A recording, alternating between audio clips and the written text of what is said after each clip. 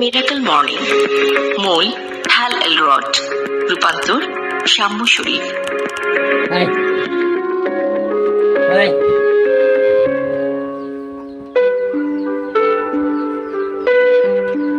আমার গল্প এবং যে কারণে আপনারটিও গুরুত্বপূর্ণ।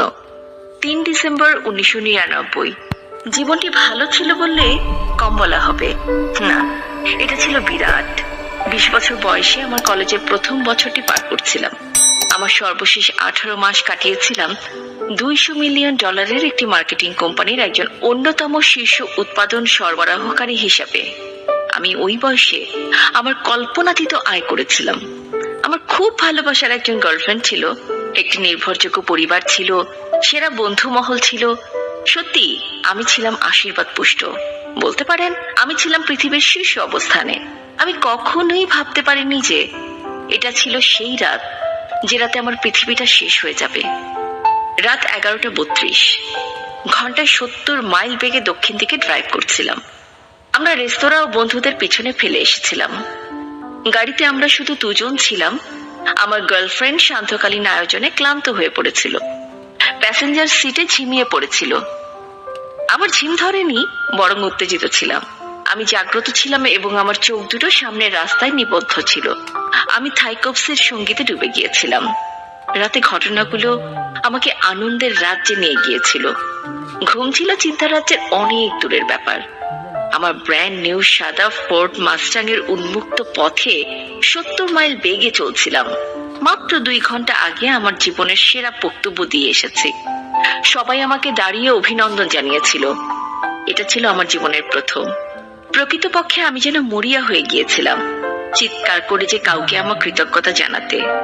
কিন্তু আমার গার্লফ্রেন্ড ঘুমিয়ে পড়েছিল। ওকে কিছুই জানানো সম্ভব ছিল না। আমি আমার মা বাবাকে ফোন করতে চেয়েছিলাম, কিন্তু বেশ রাত হয়ে গিয়েছিল। তারা হয়তো ততক্ষণে ঘুমিয়ে পড়েছিলেন। তাদের সঙ্গে কথা বললে ভালো হতো, কিন্তু কোনোভাবেই আমার পক্ষে জানা সম্ভব ছিল না যে ওই মুহূর্তটাই ছিল আমার মা বাবা কিংবা কারোর সঙ্গে কিছু সময় কথা বলার শেষ সুযোগ। একটি অকল্পনীয় বাস্তবতা। একটি বিশাল ট্রাকের হেডলাইট দুটো সরাসরি আমার দিকে ছুটে আসে, কিন্তু দুর্ভাগ্যের এক মুহূর্তেই ঘন্টায় 80 মাইল বেগে ছুটে চলা বিশাল ট্রাকটি আমার ফোর্ড মাস্টাং এর প্রাইভেট কারটির সামনের অংশ চূর্ণ বিচূর্ণ করে দিয়েছিল। দুটো গাড়ির সামনের ধাতব অংশ সংঘর্ষে লিপ্ত হয়েছিল। প্রথমে হঠাৎ ঘর্ষণের উচ্চ শব্দ এবং তারপর গাড়ির মাথাটি মুচড়ে ভেঙে গেল। আমার মাস্টাং এর এয়ার ব্যাগগুলো বিস্ফোরিত হলো। আমরা জ্ঞান হারালাম। আমার মাথার সম্মুখ ভাগে প্রচন্ড আঘাত লেগেছিল। গাড়ির দরজাটি আমার শরীরের বাম পাশে আঘাত করে ভেঙে পড়ে গিয়েছিল। গাড়ির ধাতব ছাদটি আমার মাথার সঙ্গে চেপটে যায় এবং আমার বাম কান প্রায় বিচ্ছিন্ন হয়ে যায়। আমার বাম চোখের সকেটের হাড়গুলো চূর্ণ হয়ে যায়। বাম চোখ যেন বিপজ্জনক ঝুলে পড়েছিল। আমার বাম হাত ভেঙে গিয়েছিল। মূল শিরা বিচ্ছিন্ন হয়ে গিয়েছিল। কোনোই বিধ্বস্ত হয়ে গিয়েছিল। ভাঙা হাড় হাতের উপরের অংশে চামড়া ভেদ করে ঢুকে গিয়েছিল। আমাকে গাড়ি থেকে বের করে আনার চেষ্টা করা হয়েছিল। এটা সম্ভব হয়নি। আমার কোমরের নিচের 3টি জায়গা ভেঙে গিয়েছিল। অবশেষে আমার উরু, যেখানে শরীরের সবচেয়ে বড় হাড় রয়েছে, অর্ধেকটা ভেঙে গিয়েছিল এবং এক পাশ আমার উরুর চামড়ায় বিদ্ধ হয়েছিল। সব জায়গায় শুধু রক্ত আর রক্ত। আমার শরীর ধ্বংস হয়ে গিয়েছিল।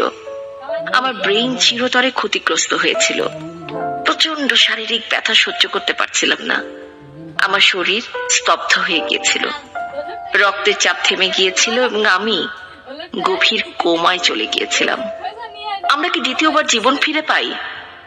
পরবর্তীকালে যা ঘটেছিল তা শুধু অবিশ্বাস্যই ছিল না, অনেকেই বলেছিলেন যে এটা ছিল একটি অলৌকিক ঘটনা। জরুরি উদ্ধার কর্মীরা এসে গিয়েছিল। সব রকমের আধুনিক যন্ত্রপাতি ব্যবহার করে সেই ধ্বংসাবশেষ থেকে তারা আমার রক্তাক্ত দেহ কেটে বের করেছিল। এ কাজে আমার দেহ থেকে প্রচুর রক্ত বের হয়ে গিয়েছিল। আমার হৃদযন্ত্রের ওঠানামা বন্ধ হয়ে গিয়েছিল। আমার শ্বাসক্রিয়া থেমে গিয়েছিল। আমি ক্লিনিক্যালি মারা গিয়েছিলাম। মেডিকেল সহকর্মীরা দ্রুতই আমাকে উদ্ধার কাজে নিয়োজিত হেলিকপ্টারে তুলেছিল এবং আমাকে বাঁচানোর জন্য খুব দৃঢ়ভাবে চেষ্টা করে যাচ্ছিল। 6 মিনিট পর তারা সফল হয়েছিল। আমার শ্বাসক্রিয়া আবার শুরু হয়েছিল।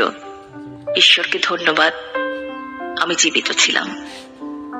আমি 6 দিন অজ্ঞান ছিলাম এবং জ্ঞান ফিরে জানতে পারলাম আমি হয়তো আর কখনো হাঁটতে পারবো না। হাসপাতালে 6 সপ্তাহ কেটে গেল। আরোগ্য হওয়া ও জীবনে ফিরে আসার জন্য ওই সময়টা আমার কাছে ছিল খুবই চ্যালেঞ্জিং।